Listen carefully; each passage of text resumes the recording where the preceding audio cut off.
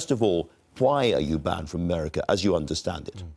Well, because, as the order says, aliens from those countries include people whose country of origin would have been Iraq, as it is mine. So you were born in Iraq? I was born in Baghdad, in Iraq. Last year, when the visa-free travel waiver was taken away from dual nationals, the advice to us from the US Embassy was to go for an interview. So myself and my wife and I both had to go be interviewed. Now, it was uncomfortable, but it was understandable because clearly the United States needed to tighten up its immigration policy, and of course visa restrictions was part of that.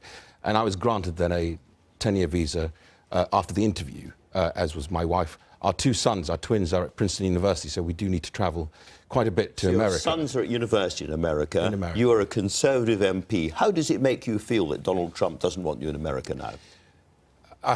Gosh, I don't think I've felt discriminated against, probably since little school, when kids were very cruel, as a young boy coming from Iraq or Kurdish origin.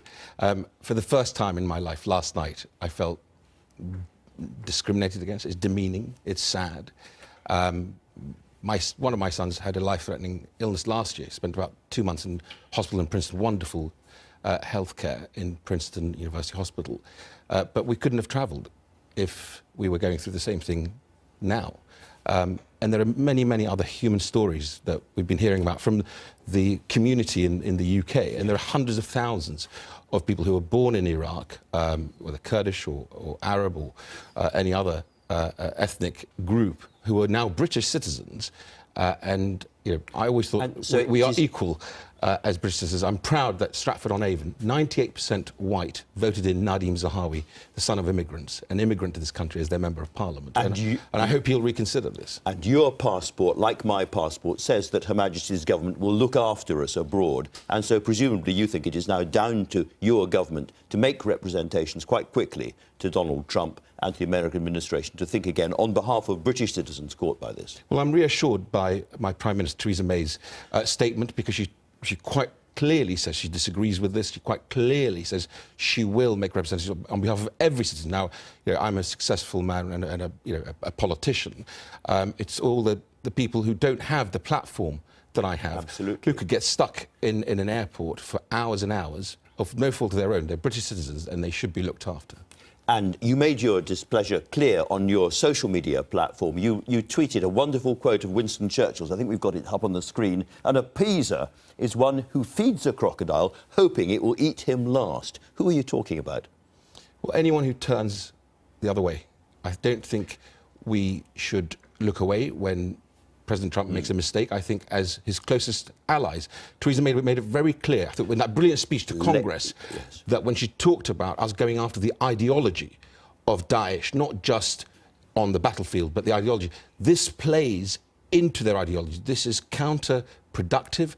It is... It flings petrol on the fire. Huge. Well, just think of all the refugees. Put aside those, you know, in my position, but the refugees from Syria and elsewhere, who America has been a cradle of safety and humanity and care for them and freedom in the past. The message to them today is you're not welcome. I think that is cruel.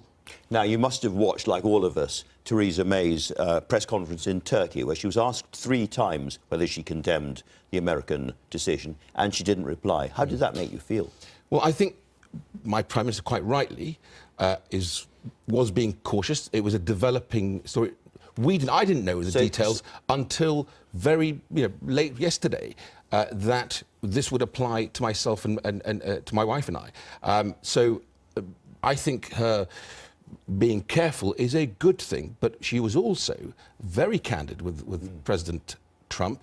She spoke very candidly and very clearly in that speech to both houses when she talked about us making this an opportunity to lead the world. And I think, you know, even, dare I say, President Trump can think again on this. Well, at the moment, he is due to come to this country and address both Houses of Parliament, including yourself and many other people, maybe, who are affected by this ban. Do you think Parliament should think again about that?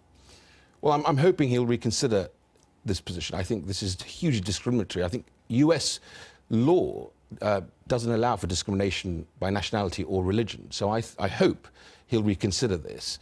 And it is, as I said, counterproductive to the fight against Daesh, which we're all fighting together. Absolutely. And he wants to defeat. So I hope he will reconsider. Mr. Zahawi, thank you very much indeed.